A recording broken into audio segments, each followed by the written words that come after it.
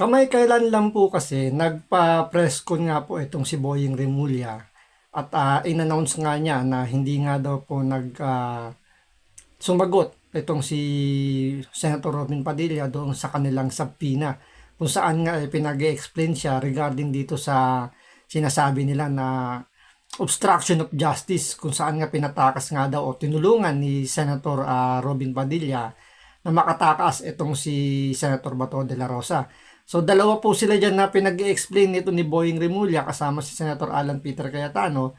Pero yun nga, sabi ni Boying Remulla rito, sumagot daw si Alan Peter Cayetano pero si Senator Robin Padilla hindi raw po sumagot doon sa kanya naging patawag. So ito, panoorin po natin itong naging press con po ni Boying Remulla at in-announce nga niya na hindi nga raw sumagot itong si Senator Robin Padilla at ang parang naging impression binabaliwala ni Senator Robin Padilla yung batas po ng Pilipinas. So ito, panoorin po natin itong naging press con ni Boying Remulla. Pero syempre, bago ang lahat, kung hindi ka pa nakasubscribe sa Makapili TV, baka naman pwedeng pakipindot po muna yung subscribe button at the same time palike na rin po ng video. Wala naman pong bayad yan, kaya pindot na. So ito, panoorin po natin. So surprisingly, one person has chosen to ignore the Ombudsman's order. That's Senator Robin Padilla. Maybe he will just adopt the arguments of the persons who are charged with him. That's the best he can do. So when you say si Senator Padilla ignored the... Well, he has not filed anything. He has not responded. He has not said anything about the cases that the summons given to him. And the deadline has passed for the three of them. Deadline has passed. I don't know. He chooses to ignore the ombudsman, then so be it. Okay. And that means for him, wala siyang side, di ba? I mean, Wala siyang defense. so can you resolve the obstruction complaint individually in the sense na one will go ahead of the other or dapat tatlo sila? Well, they're given a chance to deny or to dispute or to reason out, but he can choose to waive everything. It looks like he has chosen to waive it. I don't know if he's... So yan po yung naging statement ni Boying Remulla noong July 17 na sinasabi nga niya na inignore nga daw ni Senator Robin Padilla yung naging patawag niya patungkol nga rito sa reklamong obstruction of justice na isinampa rito kay Senator Robin Padilla. Ngayon, sumagot po si Senator Robin Padilla at sinasabi nga niya na sumagot siya doon sa naging patawag ni Boying Remulla at parang ang dating dito, parang binabypass itong si Senator Robin Padilla at pinahiya sa media gawa ng inignore nga daw niya itong patawag ni Boying Remulla. So ito, panoorin po natin naging sagot ni Senator Robin Padilla bago po magsimula yung impeachment. Noong nakaraang linggo, ang atin pong kaibigan na ombudsman, ang sinabi po ng mahal na ombudsman na ako daw po ay hindi sumunod sa kanilang pasabi na mag-file ng aking counter affidavit. Nakakalungkot po ito sapagkat hindi po ito totoo. Inaamin ko po sa inyo kung ICC lang, hindi po talaga ako susunod. Hindi ako magpapasakop sa ICC. Pero dahil ginagalang ko po ang ombudsman, dahil siya po ay aking kaibigan na itinuturing, dahil nagkaroon na po kami ng napakahabang kwentuhan sa aking opisina nung siya po ay kalihim ng hustisya, nag-file po kami. Ito po, hawak ko po ang original.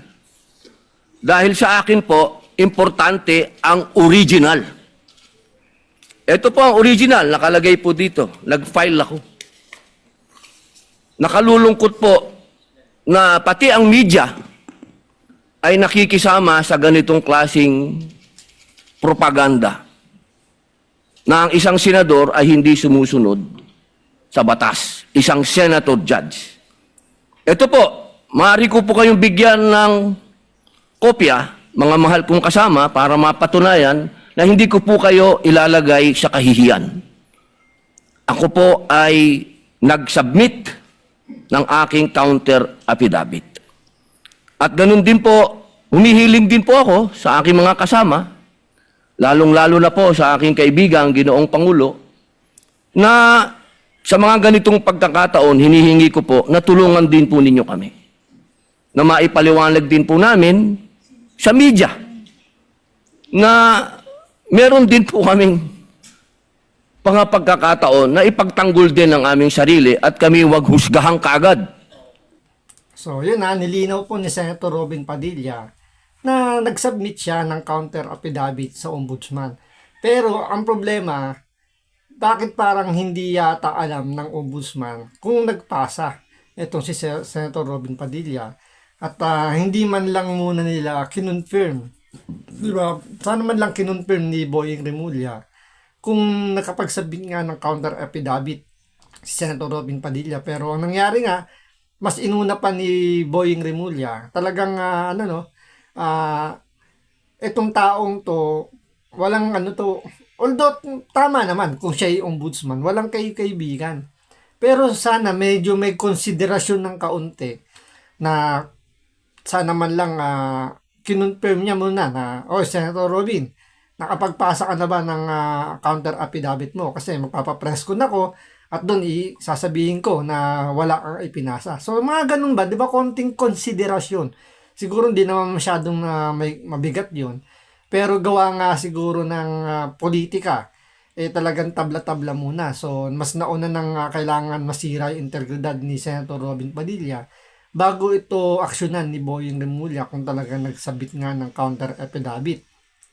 Surprising. Kaya nakakabahala talaga yung naging aksyon dito ni Boying Remulla. Dahil hindi mo alam kung ano talaga yung tinatakbo ng kanyang utak.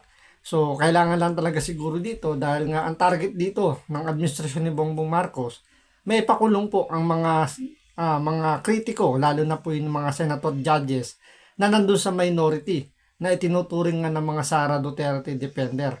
So, hindi na po nakakagulat yan kung yan po talaga yung nagiging action dito o yung galaw ni Boying Remulla.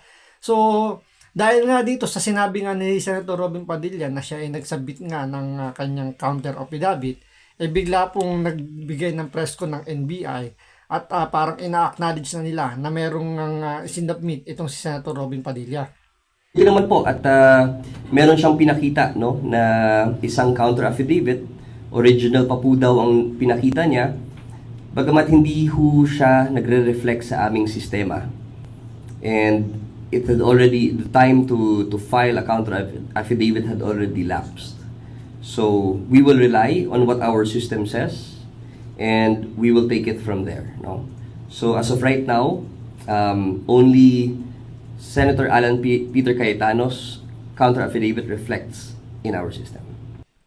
So, ibig sabihin, baliwala po yung ginawa ni Senator Robin Padilla na sabihin nga na nagpasa siya ng counter affidavit kasi ang pagbabasihan po ng ombudsman yung kanilang system.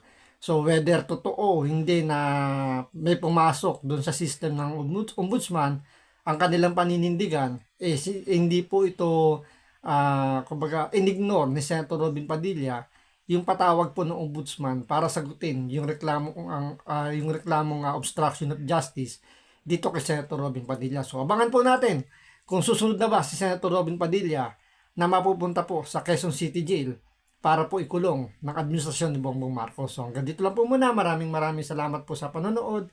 Ingat po kayo lagi. God bless.